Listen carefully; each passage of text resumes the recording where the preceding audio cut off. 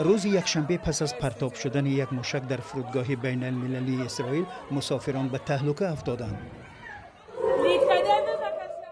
با بلند کردن بانگ خطر به مسافران امر داده شد که در جایهای امن فرودگاه بن گوریون پنهان شوند. مسئولیت حمله را حوثی‌های یمن بر دوش گرفتند.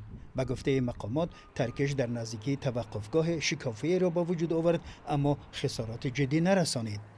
در یک اظهارات پس از حمله سخنگوی ارتش حوثی‌ها شرکت‌های هواپیمایی را هشدار داد که فرودگاه اسرائیل برای استفاده دیگر بی خطر نیست.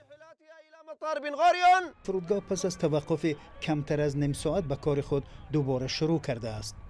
در همین حال شرکت‌های هواپیمایی اروپایی و آمریکایی پروازها را برای چند روز آینده لغو کرده بعضی مسافران را در حالت ناگوار قرار دادند. من امروز باید به پاریژ برمیگشتم اما ایر فرانس پروازش را لغو کرد.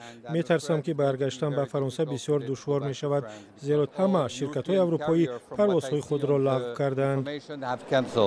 در واکنش به این حمله وزیر دفاع اسرائیل کاتز گفت هر کی به ما آسیب رساند 7 برابر بیشتر خسارات خواهد دید.